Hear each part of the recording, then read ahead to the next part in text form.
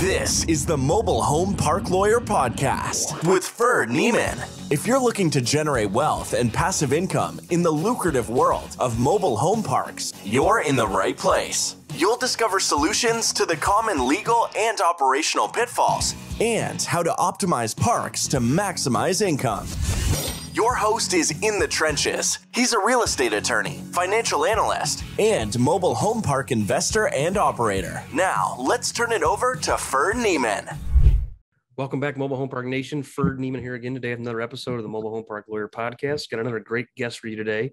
He's a mobile home and RV broker. He owns and operates mobile home parks. He's developing an RV park. So we got a jack of all trades. He also does some third-party management from time to time. So really excited to have our guest here. My friend, please help me welcome Enon Winkler. Enon, thanks for coming on, man. Yeah, thanks, Ferd. I appreciate it. So thanks for the introduction, man. That's great. How's things going with you?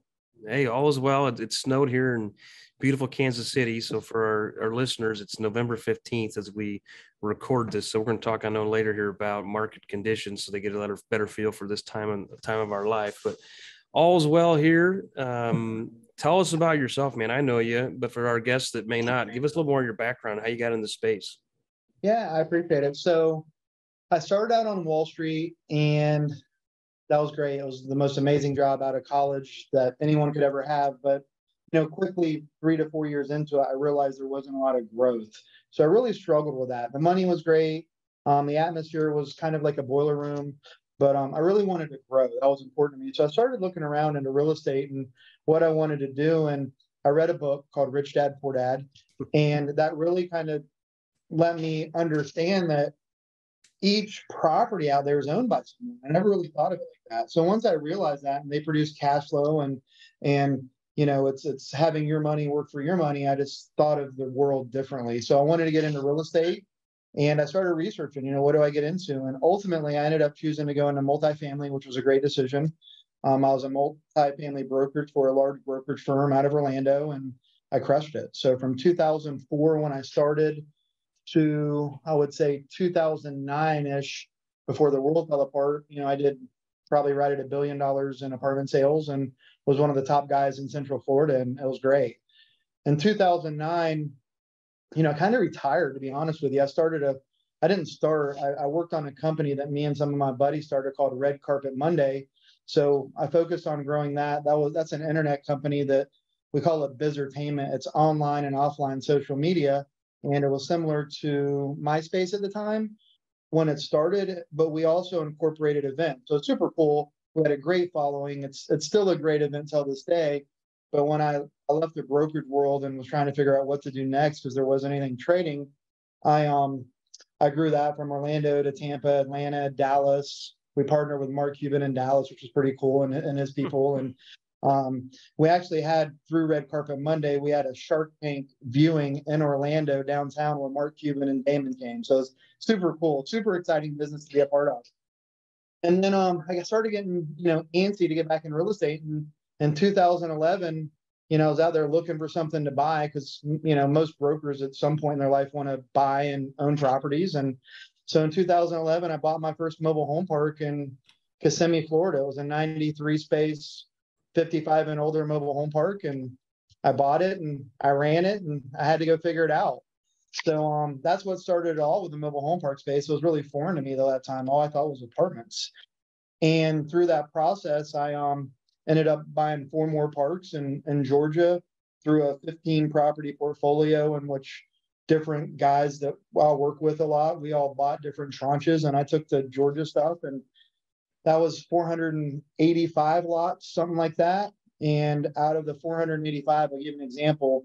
The largest park was 219 lots. There were approximately 180 homes, and 160 of them were vacant, dilapidated.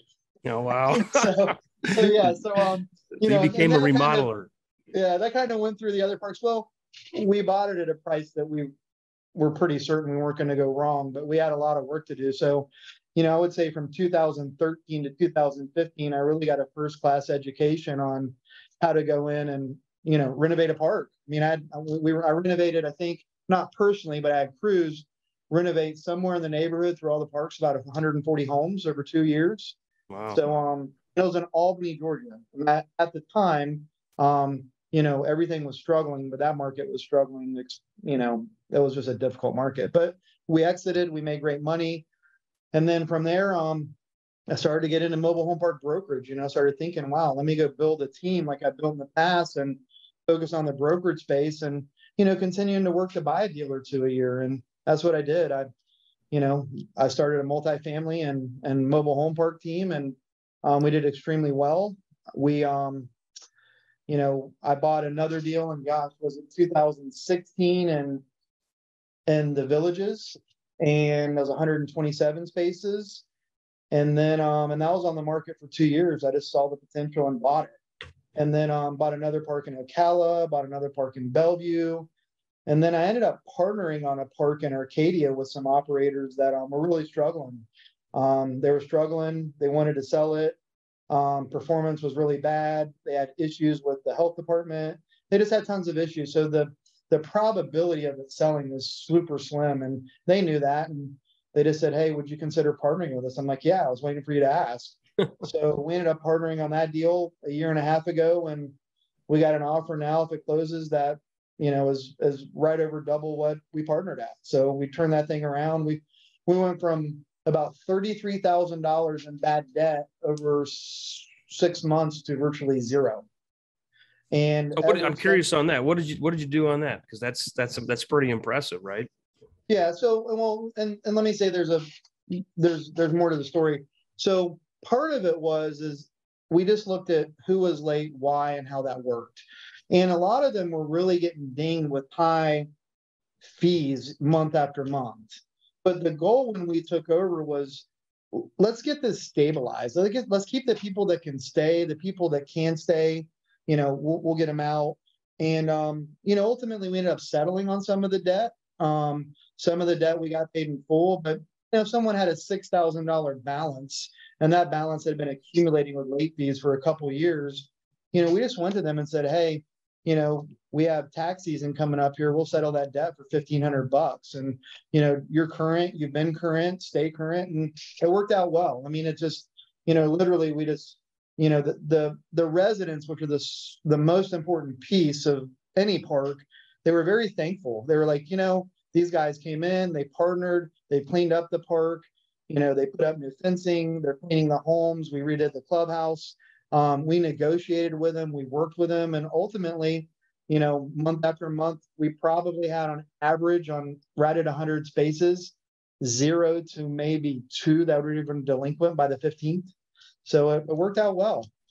And then, then we started property management, another park of theirs in the northern United States, same issues. We turned that around, and we were just managing that park. We turned that around and sold it, and we just closed on it for them and absolutely crushed it for them. I mean, turned around the vacancy, turned around the bad debt, fixed the down homes. We just went in there and put our arms around it and took care of it. So it was exciting. But yeah, I mean, so Other Street's my brand. It's my brand of companies. And the way Other Street was formed was I worked on Wall Street out of college, and then I went to work for Main Street, which is more the corporate, larger brokerage firms. And what I realized is I didn't like either of them that much. I feel like I'm not a guy that you can put in a box. I like to think outside the box. And so, Other Streets, the saying is, we're not Main Street, we're not Wall Street, we're the Other Street. So it allows I empower my guys to be entrepreneurial, to do what it takes, to go the extra mile, and not say, you can't do this, you can't do that. It's all about figuring things out and creating a team culture where, everyone really thrives on getting stuff done and learning. So it's been super exciting. So overall, Other Street as a brokerage firm, I've done somewhere in the neighborhood of $2.6, $2.7 billion. I would say about $1 billion or so is apartments, $1.2 billion, and then the rest has been mobile home park and RV. So one brand of my company is Other Street Advisors, and that's the advisory and the brokerage firm. Currently, we pretty much represent Texas north and then east. We have a guy in Colorado now that covers kind of Colorado down to Texas, so we get more west. And then we have 6 other guys that cover the United States, Texas north and then east on our team. And we've had a phenomenal year. We've had a phenomenal couple years, and we look forward to having more good years. But we'll get into it later. I do see a little bit of a slowdown coming, which we can talk about. And then the other side of my firm is the property management side. We just are vertically integrated with the properties that we own. And from there, we've been asked to third-party manage a bunch of properties, and we've just selectively kind of picked and chosen which ones we wanted to manage because, it takes a lot of bandwidth to manage properties, and, we didn't want to get too far out of our radius. So we also manage our properties and do third-party management. And the third part is more of a venture. It's called Other Street Ventures, and that's our real estate and money raising arms for startups and partnerships. And, on the money raising side for companies, we've invested in a company called Tenant Loop, which sold to Buildium. We invested in an RV company called Rover Pass, a company called Air Health, Red Carpet Monday, MedSpeaks, TSO Life, Cold Stone Creamery. So, it's our investing arm for businesses, and 6 mobile home parks, and currently working on an RV park and marina in Leesburg, Florida on Lake Griffin. So, as a company, I would just say we're entrepreneurial and a little rebellious, and, we like to get out there and make things happen. That's great, man. That's an interesting story. I appreciate you sharing it. Yeah. You mentioned too, I mean, as we're sitting here in mid-November, 2022, what's the market looking like? I mean, I'm seeing on my end, obviously like everybody else, interest rates are up. So NOI is not just going up automatically. So if interest rates are up, then debt coverage ratios are constraining the amount of loan to value, which is constraining yield, which is constraining price, or at least price in the mind of the buyer. I'm not seeing a ton of transaction volume right now because sellers are not yet caving on price. So, I mean, we're still seeing regular volume, but it was like, 6 months ago was, okay, this is listed for 2 million. It's going to sell for 2 point something. Now it's like 2 million. I'm at 1.5. What's going on here? And then we can't get it done at 1.8 even. So it feels like there's a lot of, I've been making offers still, and I'm like, I'm not even close on some of these. I'm just like, this, it's kind of a waste of time. It almost feels like waiting for the market to adjust. Is that what you're seeing? And, or, what else is going on in the marketplace? You're touching a lot of different markets than I am. I'm seeing some seller finance. I saw yesterday, there's got a guy doing a ground lease, and we got guys doing, still trying to do wholesales and double close, but I feel like the wholesale's harder. You keep hearing about LPs are, going to have to take lower yield. I don't know that they're willing to. I feel like LPs, limited partners, are looking harder at the numbers and questioning the assumptions of the syndicators, because I feel like the syndicators, in order to get to derive the same yield the LPs have become accustomed to, there's this natural temptation to fudge the numbers and, overproduce on, or, overestimate yield by, massive rent increases or not tracking expenses. Or I looked at a deal the other day, and, the guy thought we'd have to fill 50 houses in like 2 years in a very rough park. Like, that's a lot of houses in a very rough park in a tertiary market. I would say that's more like 5 a year, not 25 a year. And maybe I can get it done 10 a year, but I don't really want to put my money on 25 a year in that particular submarket. What are you seeing, Enon? Yeah, so let me kind of rehash some of the stuff you talked about, because you made a lot of good points, and I'll start with the last comment that you made. I mean, the reality is we can financially engineer any return we want, right? I mean, we can say cap rates in 5 years are going to be 100 basis points higher or 50 basis points higher, and we can financially engineer returns. And then, we can also say that, we can fill 25 homes a year when the reality is it may be 15, and our rent increases are going to be 8%. In reality, it could be 5%. So financial engineering is something that any of us can do to make the numbers look good. And I think that, you're hitting the nail on the head, making sure that you stay fundamentally sound in how you're looking at things and what you're doing is extremely important, because, we all have a reputation out there of doing things and doing things right and doing things well. So we don't want to get into a situation where, we're pushing values or pushing whatever we're pushing with respect to the financial model, to make it look like we're going to hit returns we know we're never going to hit because we get an acquisition fee. Totally wrong, totally bad business practice. But a lot of people out there, that's how they make their money. So it is what it is. But I mean, I hear you on that. And with respect to the market, keep making offers. I know that you'll have a lot of guys on the show that are looking to buy or first-time buyers. And listen, that's extremely important from the broker standpoint and just in general, because you want to keep your name out there. You want to keep your hand on the pulse. If you like the product, if you make an offer, it may come back to you. If you don't make an offer, it's not coming back to you. So, and more offers you make, the more engaged you get with, the brokers, the owners, wholesalers, whoever you're working with. So stay engaged. It's a great business. And then one other thing is real estate's a laggard. You know what I mean? Like, we're going to see the real effects of the interest rates rising.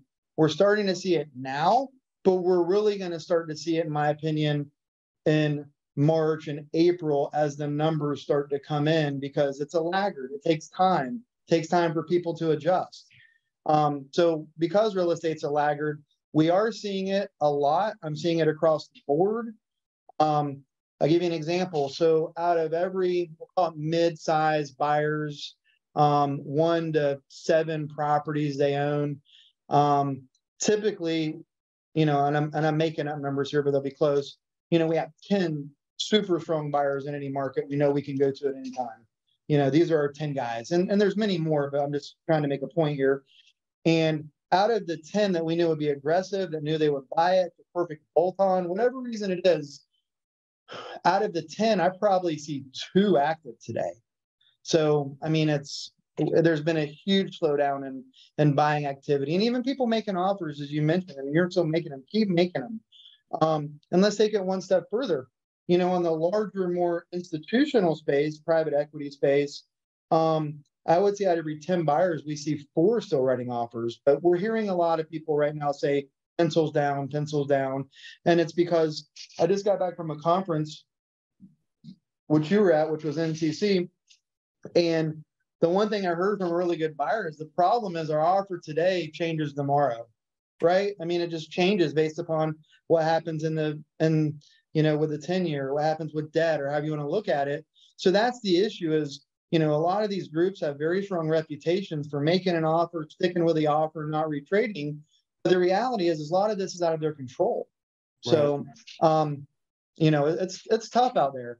And I think my personal opinion on this, Bird, is that we need to see some type of sign from the feds saying that we're going to slow down or pause interest rate increases or hikes, because once we see that, then I think it'll build a little bit more confidence, because we just don't know where it's going and where it continues to grow, because there's a huge spike. I mean, that spike was detrimental to many people. So, I mean, I think that once they say that they've hit the top or somewhere around the top, I think some confidence will come back. But then also, too, I mean, the reality is we're in a recession, if not going to be in a recession at the time.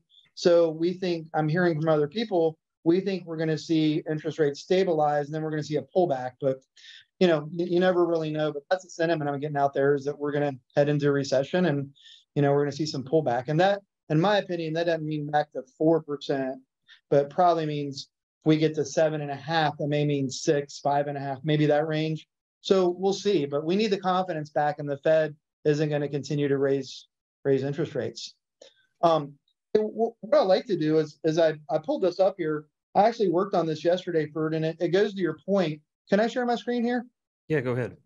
Okay, thank you. So what I'm getting ready to show you, and let me pull it up here, is I actually put this together yesterday, and it was ironic that we're talking about this, but I was trying to really understand in my mind and being able to have something that I could give to investors and buyers and sellers and so forth. You can see my screen, right? Yes. Okay. So this is an actual real deal. I mean, this is a deal that we did, and I took the exact same numbers. So we sold this deal at the beginning of the year at at 4.5 million. At that time, debt was at 4.25. And what we measure to here, just so everyone knows, but this is more of looking at debt tool and how debt affects things. But most banks and lenders are going to write to a 1.25 debt service coverage, and maybe a 1.3, but we're using 1.25 in this example, which is very common. So what I did is I showed that if you keep things relative,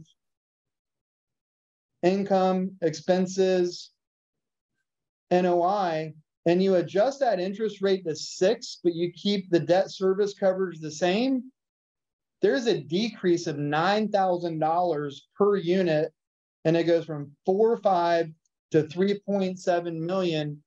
These are essentially the same values looking at debt service coverage or where we are today. I mean, that's a pretty big change. That's a $1,000 change in value. So then what I did is I said, okay, well, let's keep the debt the same. And again, I'm using 70% 6, which we're at today in that range, is 4.25. But I said, if we keep it all the same, and then let's look out into the future a little bit and go, how much of a rent increase would it take to get to this 4 or 5 number in today's environment? That would be a $60 rent increase on 88 lots. That would be a 16% top line growth in income, and then an 8% growth in expenses. So, my point is there's a lot of heavy lifting here to get to the same value. So, for me to see it visually, it makes a lot more sense than me to hear it. So that's why I was working on this, so I could show my guys. No, I mean, I get it. It's a great point. That, I mean, that's where, I was telling some people at the conference, I met with a couple of other brokers looking at a couple of deals, and the price was still, in the 5 caps. And I was like, you want me to pay yesterday's cap rates, but with today's interest rates? I can't do it. I said, the only way that works is if I can convince the bank to lower their rates to yesterday's pricing.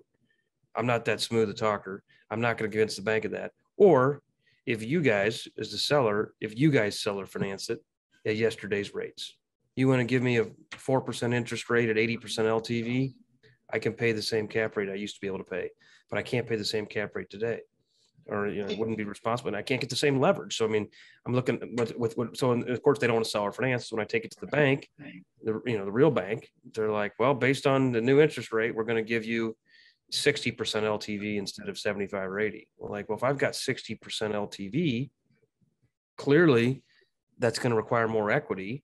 Well, that means my return on equity is going to be diluted because I've got the same old NOI, same old cash flow after debt. There's more cash flow for debt service because debt's less, but generally same old NOI, and equity costs more than debt. I'm going to have a lower yield, which means I need to either take a smaller piece as a GP, or B, push NOI harder than I otherwise would like, which creates risk, because pushing rents too hard, could lead to future vacancy, could lead to turnover, could lead to me getting stabbed, all kinds of problems. Right? So I don't want to change the business plan because I can't get the same type of loan. So I got to change the price. But that means I'm going to have less deal volume. Yeah, no, listen, I think that you kind of hit on it earlier. We are on the brokerage side. We actually have a few deals that just went under contract where the sellers had no interest in holding paper, and then they agreed to hold paper. And, I think when you lay it out for a seller properly and show them that over a 5 or 7 year period, you can make an additional 800,000, $1 million, to whatever it is. I mean, they don't really know what to do with their money right now. That's the biggest question we get asked. What am I doing with my money? Well, I think holding paper is a great solution, and we're seeing that happen more often than not. How do you overcome? I get holding paper is a good solution. So you can hold paper at, say, 6% instead of having to trade into something at perhaps 4. Obviously, when you're holding paper, you don't have leverage. Like if you buy into something at 4% cap rate, but you get 75% debt, you can perhaps distort your yield. What about the tax hit? Are they not worried about that? I mean, they have a capital gain tax. Obviously, if you're taking the money over years, you can defer the timing of some of that gain.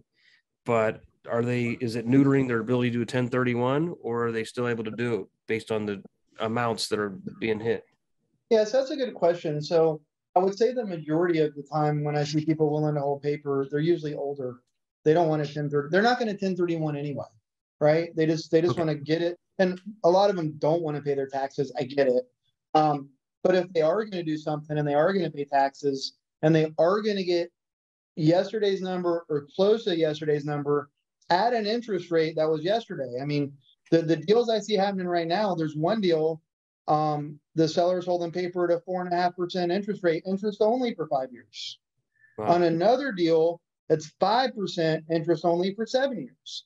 And I would cautious anyone by doing less than 5 years, make your own decisions, but the shorter time period, the less time you have to react to market conditions and doing what you need to do to get your value up.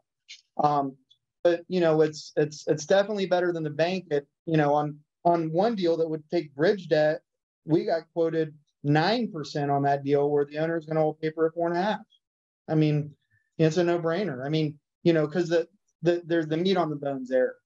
So yeah, I mean, it's the older clientele generally that we see willing to hold paper because they don't want to go operate and own anything else. Yeah, I think that's a pretty good option. Then if you're not going to 1031, then you can delay some of your gain on the year that the money's received. And if you can get a, quote, guaranteed interest, or, or your collateral is the property that you used to own that, if you got to take it back, you know how to run it. Hopefully they don't run it into the ground in the meantime. But I see more of those deals going.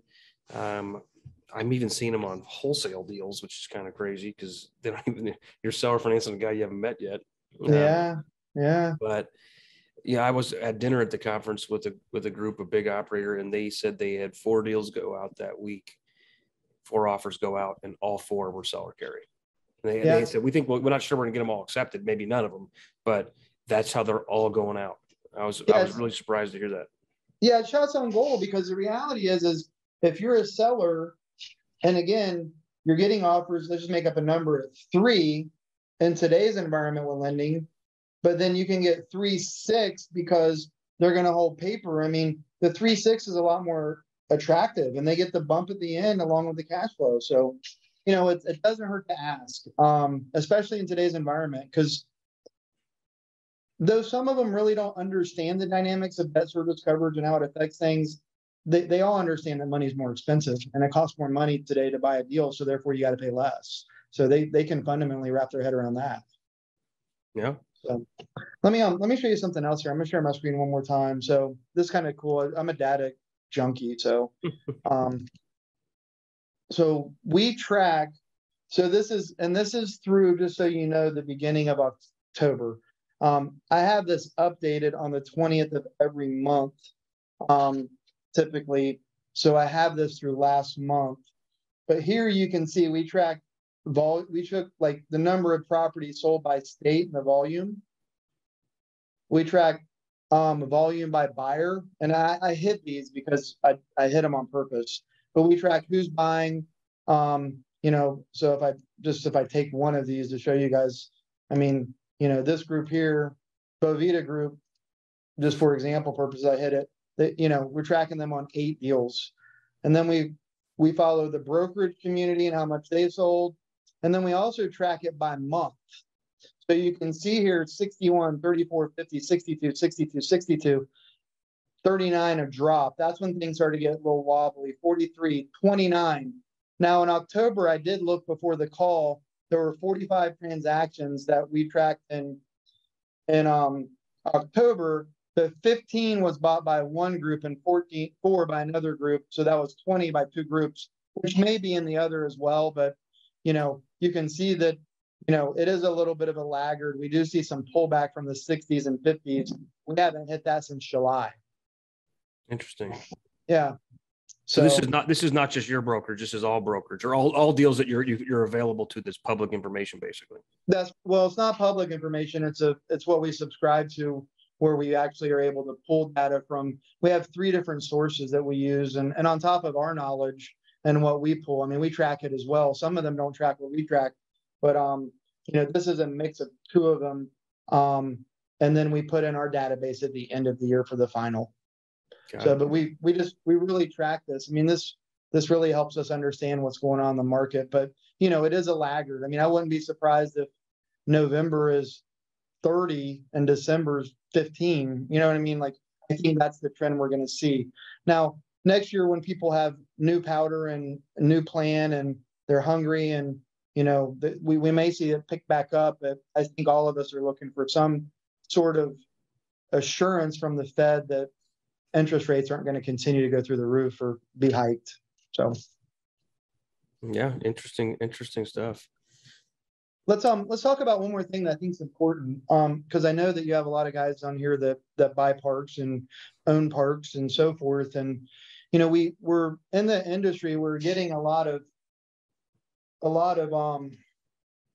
pushback and a lot of negativity towards lot rent increases. Sure. And I think that part of it's true.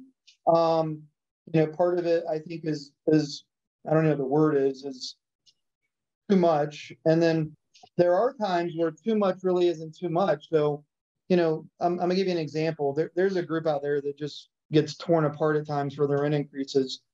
But I do know that when they do buy a park, and they buy a lot of value add parks. When they do buy a park, typically they buy a lot of parks from owners that have owned the parks for a long time, and they're just in disrepair. The infrastructure is in disrepair. The water's not good, the sewer's not good, the electric pedestals are bad, the roads are bad, there's no signage, there's no grass. So when they go and buy these parks and they spend a lot of money on paving and infrastructure and so forth, they do have to do larger rent increases. And I think that's justifiable because they are taking a community that was essentially falling apart, and people live there because they had no place to go. It's not like you want them to go somewhere, but no one else wants to live there because it's so bad. So, it's that, you got to go in there and fix it if that's what you choose to do. And that's where a lot of these big rent increases come into play. Now, with that being said, I wanted to touch on expenses. With inflation and all the things going on in the world today, as buyers are out there, owners are out there, I think right now is a very important time to really understand the numbers. So, in Florida, for example, I'm pretty positive taxes are going up 10% to 13% every year because they can increase it by 10. And then you have the school board, which goes from market value instead of assessed. That's where the other three comes in. But my point is taxes are going up. This is how municipalities fund their budgets. So they're going up. So you got to underwrite tax increases on a sale. These are all important. Insurance is going up. If you have park-owned homes, your liability insurance for the park-owned homes, it's going up dramatically because of fires and because of slip and falls. So just be cognizant of those increases. Water and sewer going up, not 3%, 6, 7%. Electric, labor. So, the old fundamentals of top line will increase by X, expenses will increase by 3% across the board. Be careful, don't get caught because expenses are increasing more than 3%. So my point is just, make sure you dig in, you understand numbers, understand where they're going as you're pro forming this stuff out because, expenses are also leading to larger rent increases because if, electric's up $4, water and sewer is up $4, and making this up, taxes up $10, and insurance up $2, that's $20. So your increases on your expenses before you make $1 is $20. So you increase by 20, your NOI could go down, if not stay even. Have to increase more than that. So larger rent increases may be coming and still coming because of all the inflation or the expenses increasing so dramatically. So pay attention to that. It's important. No, I think you're right. I think I'm seeing more and more large increases. I think it's a slippery slope as far as right. You don't want to get rent control. You don't want to hurt the ability to infill lots and sell homes because new home prices are way up too. So it's like, it's harder. I had the manufacturers, I had two of them call me last week and say, hey, you need any more homes? And because sometimes they call me when they're like, hey, we got to run a 10 and we only had 9 filled. I got a 3-month backlog, but I can get you one. I'm like, sure, I'll take the one. But it's been 3, it's been 6, it's been 12-month backlog. 1 year, they wouldn't even give me any homes, even though I'm like, I bought 40 homes from you last year. They're like, I know. We have guys that buy 100 at a time. And I was like, oh, okay, yeah, I'm not that big a deal. So they blew me off. Well, the same guy calls me last week and says, you need homes. And I said, what, do you have like one extra run? He goes, no, we just we're running out of orders. So we're making calls, and I'm like, wow. They're worried about having a downshift. And it's like, okay, that's because, and I bought like 12 of them from them like 60 days ago, but I'm still setting those and installing those and selling. Like, I don't need any more right now. And I was like, and they're harder to sell because the price is so much higher. So it's like, if you're gonna put higher lot rent and higher home costs, you're pushing the rents. And part of the value proposition for our customers is for the same square footage and the same quality, we're much cheaper than apartments. So why would you go to apartment? But the more that the home prices go up and the more the lot rent goes up, the harder that gap is going to be to fill, because it's going to be, a tougher value proposition. Yeah, no, I agree. I mean, I got the same call 2 weeks ago from a group that we bought, I think 59 homes from over a 2-year period. And they literally said no more orders to any other than our dealerships. And I found out that wasn't true. They were backing some larger owners. It is what it is. But, they are kind of calling out, begging to give orders. And, I'm like, well, you forgot about me before. But, the market changes. Look, I'm not going to hold anyone hostage over that. But, I just said, I want you to remember next time I need something. And, I'm a small guy. I'm a small player, but I'm consistent. I'm consistently small. So be there for me. So, yeah. And I have seen for a little bit of pricing coming down on the homes, actually. I've seen a little bit of pullback on the home pricing, which is great. But, here's where I think, and I'll touch on this, here's where I think the distress is coming, is that a year ago, you couldn't get homes for 9 months. I mean, and then throughout the majority of this year, you couldn't get homes for 9 months. Well, I think the guys that went out there and bought parts over the past 2 to 3 years and didn't execute on their game plan, didn't get homes in time, were on a 3-year short-term loan, bridge loan.